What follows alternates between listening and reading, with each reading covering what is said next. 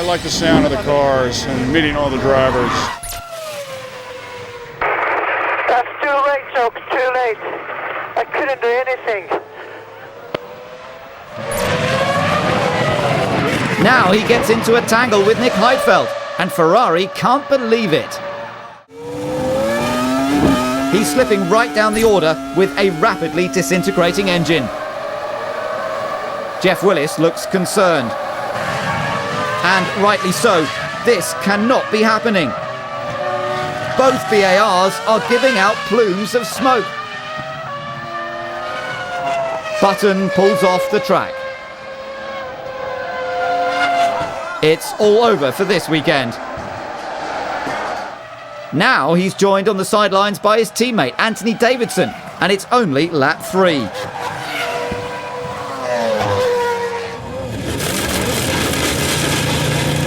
Oh, I'm having a hard time with this car. Despite the debris from Kimi's car, he moves left, Webber right, then they both go for the same piece of tarmac.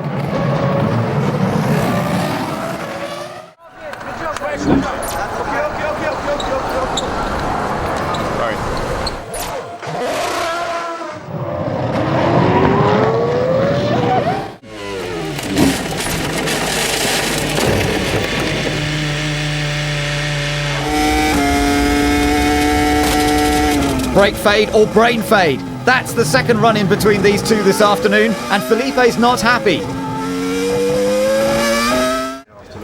And the world is just about to learn about the result of the appeal. We just take a look. Tyrrell got thrown out in '96 because we lost all of the water out of the Yamaha engine and we were a kilo below the weight limit, and it was illegal. And that's that. BAR Honda Chief Executive Nick Fry sought to clear the team's reputation. I don't think there's any issue with the collector tank in the BAR, what they've done with it. It's the fact they're using fuel as ballast, and it's clear that you're not allowed to do. After extensive legal advice, the team decided there was nothing they could do to race this weekend. In the interest of the sport, they chose to limit disruption, pack up, and make their return at the Nürburgring. Trulli pits from 3rd. Toyota have had a strong start to the season, and a quick stop could get Jarno out ahead of his teammate. But there's a problem with the fuel ring.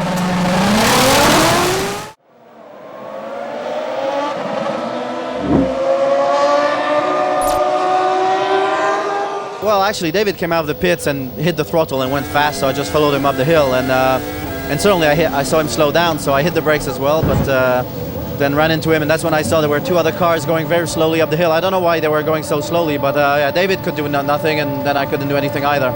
You know, I was following Ralph out of the pit, and Ralph was already a little bit up the straight when he got his blue flag, so he moved over, but very difficult to be flat and overtake a car going up the hill, so naturally Juan-Pablo had to back off. It's a feature of Monaco, but what he did in reaction to that is ridiculous. He slowed right down beside Ralph, went in front, brake tested him, then the concertina effect, and then Jacques coming up the hill, you know, unsighted, because you're kind of peering over the top of the cockpit and go straight into the back of me. So there's no question that sort of behaviour should be penalised.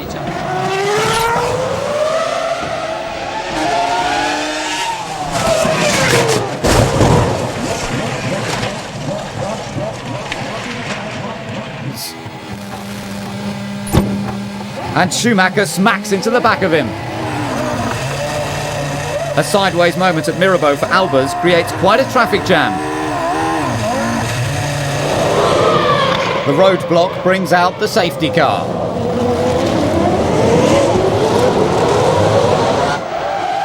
Unbelievable!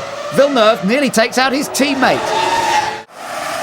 Webber was slow off the grid and on the defensive. Montoya was flying, then there were cars everywhere. But the Nürburgring has never been kind to Ralph.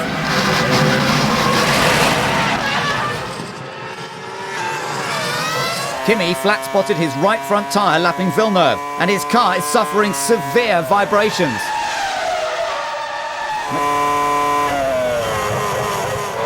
Kimi can see the problem with his tyre, but it's the final lap. Can it just hold on?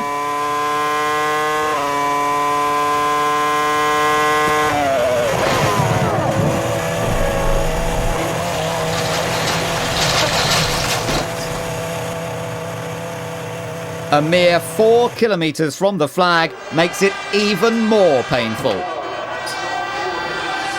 The high levels of vibration damaged his suspension and he narrowly missed Button. He was lucky not to sustain any injuries.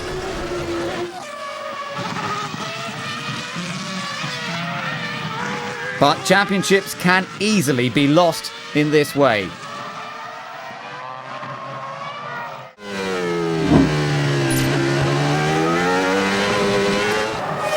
Alonso leads Montoya, but gets it so wrong. But it's out of the question for Jensen when he smacks into the wall of champions. The safety car comes out while the BAR is retrieved, but the race leader has already passed pit entry. And he vents his frustration at the team.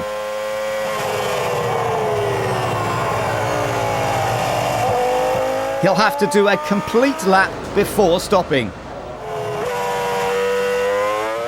Now Montoya comes in.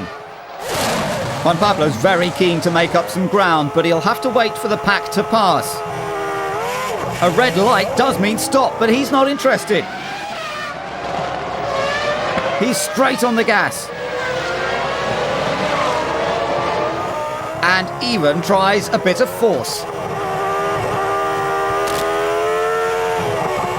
That's just not allowed. He gets the black flag and is disqualified from the race.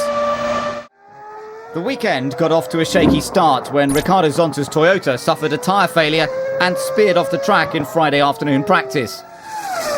Minutes later,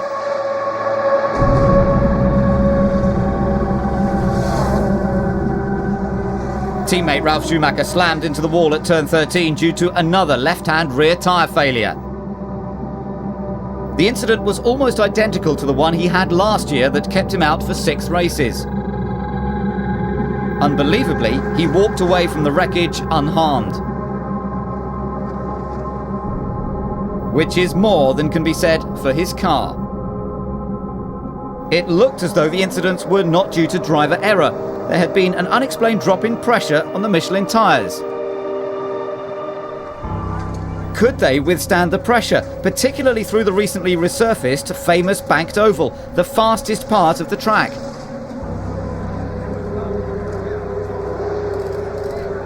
On Saturday morning, Michelin wrote to the FIA saying that they did not have total assurance that all tyres that qualified the cars could be used unless the vehicle speed in turn 13 could be reduced. Meetings took place throughout the weekend, discussing ways of slowing the cars down, such as creating a chicane in turn 13.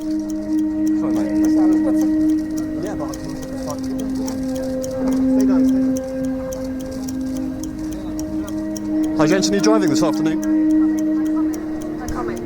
Time is ticking by, and no such undertaking has been received to resolve the problem in turn 13.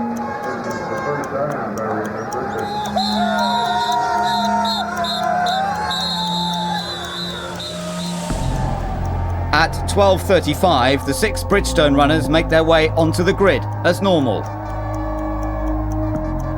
while the dialogue continues.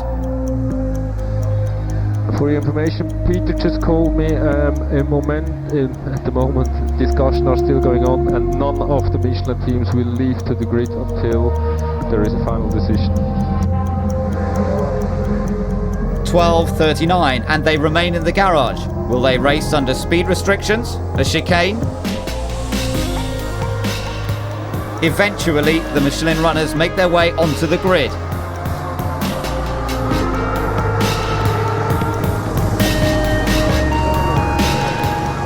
Bridgestone opted for a more conservative tyre, knowing that the high-speed sections of the circuit can cause high tyre wear. With less than 20 minutes to the formation lap, at least they've made it. 12:56, and it looks like the decision has been made. Now it's time for the racing to begin. Toyota's first pole position comes courtesy of Trulli. With Raikkonen next to him, there could be quite an interesting outcome.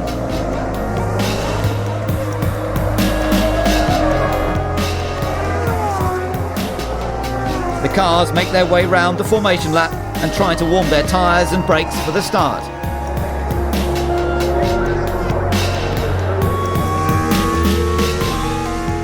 But no, Schumacher continues round, but Alonso's taken to the pit lane. All the Michelin runners are going back to their garages.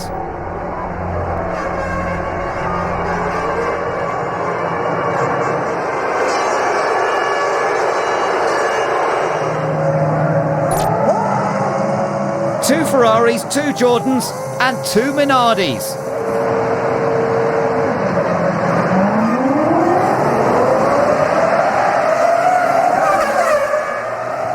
Barrichello makes a move on his teammate, while Albers is up to 4th behind Montero.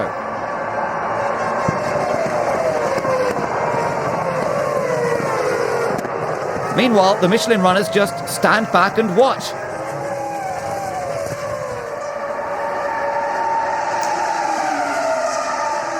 It's a disappointing conclusion.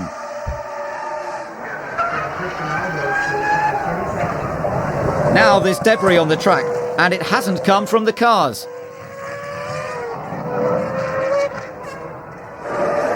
Others mark their anger by leaving the circuit early. Carthagena fans have finally got something to smile about. India's finest looks good for 4th.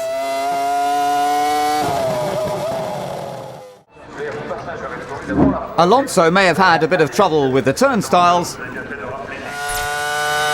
Off-track excursions are an expensive waste of time for Sato.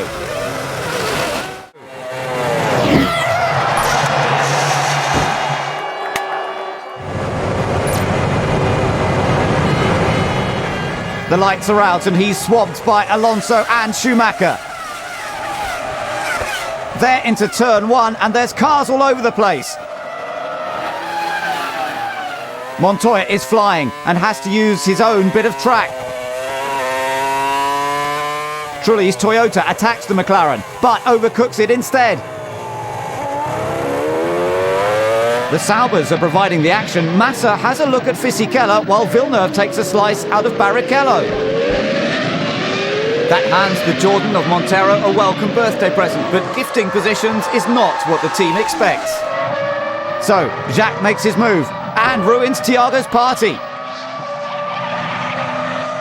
It's Michael's first pole of the season and he leads into the most dramatic first corner of the year. Alonso's in combat with Ralf Schumacher.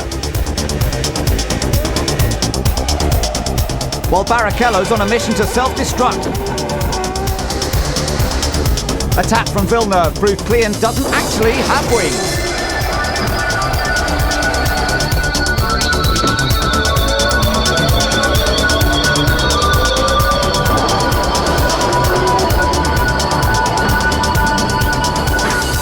Alonso's about to lose his front wing.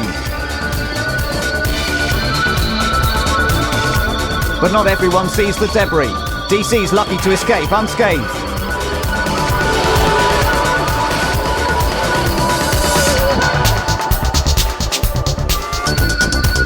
Coulthard is left to pick up the pieces of a disappointing day for Red. Massa's got problems at the back and Michael can do nothing to avoid the flyaway front wing. Alonso rarely misses a gear. Big mistake.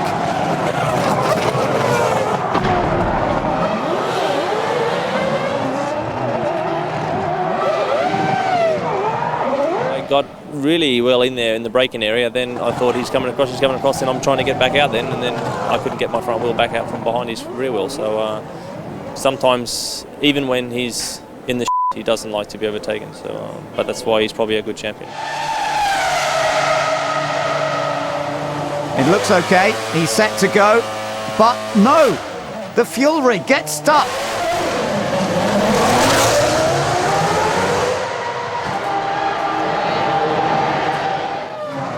What is going on?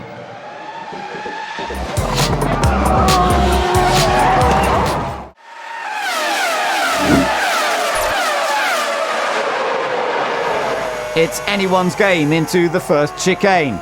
DC makes contact with Fisichella, then Webber taps the Red Bull. Kimi keeps clear of the debris, but Karthikeyan's left at the back of the pack. The Williams is rather keen to get away, leaving the Lollipop man wondering why he bothers. They're side by side in the pit lane. Who gets it?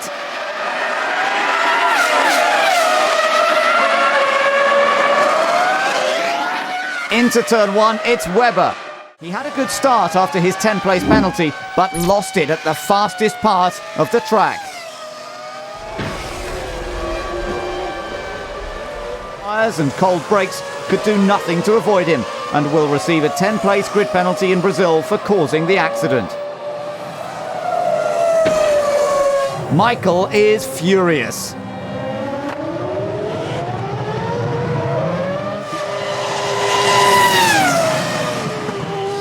Leaving the Jordan to do his own thing. Pitsonia was trying to unlap himself on dry tyres, but collided with the McLaren. Antonio headed straight for the space in front, but was hit by a charging Coulthard and speared into his teammate Webber.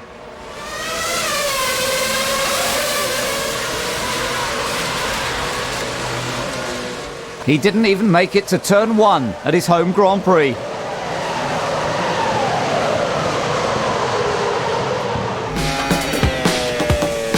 Fernando Alonso is the youngest Formula One world champion.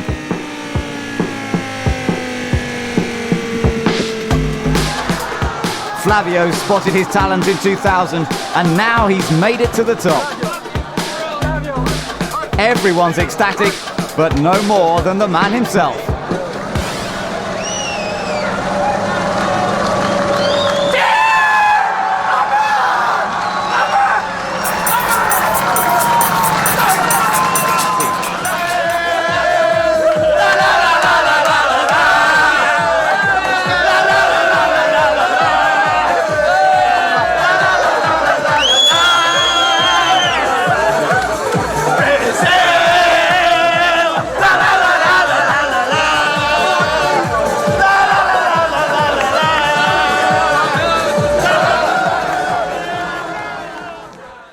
Didn't appear to see Montoya, leaving Juan-Pablo careering into the barrier. A hopelessly ambitious move by Sato ruins Trulli's weekend.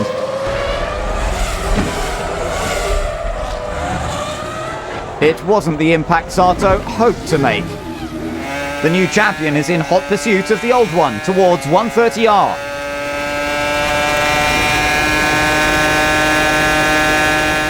He's got nothing to lose and takes to the outside for a stunning move. It's the final lap.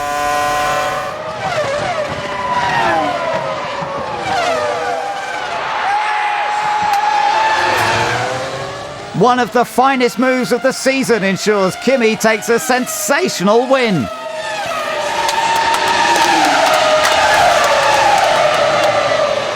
He started 17th and stormed to victory.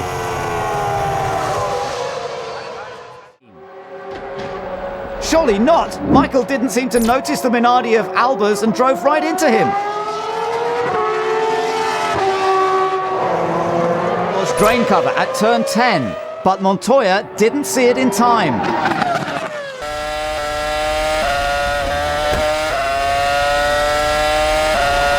Bet Mailander didn't see this in his rearview mirror.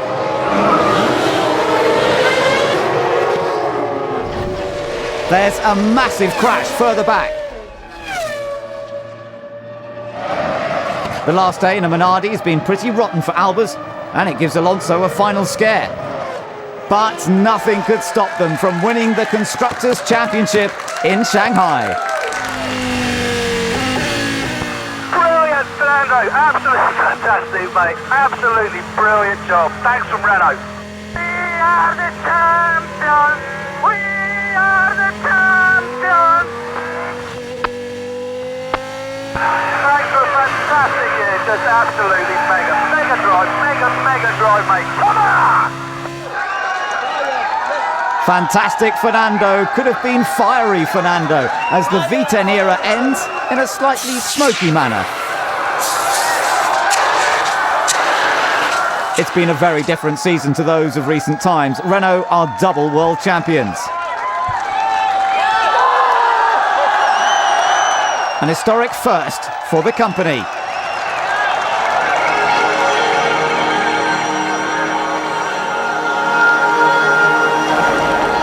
So the sun sets on 2005. Alonso is champion, but it could have been Raikkonen. Schumacher is lucky to stay third ahead of Montoya. Button scored all his points in the second half of the season, and Montero certainly earned his most reliable rookie title. Wirtz scored more points in one race than several drivers did all year, but it's been disappointing for Sato. Robert Dornbos was the only driver not to score. The Constructors' title was decided by 9 points. The last time Ferrari finished third was 1995, but it's Toyota's best year so far. Jordan and Minardi scored points, but hope to move further up the grid with their new names next year. Formula One is always exciting.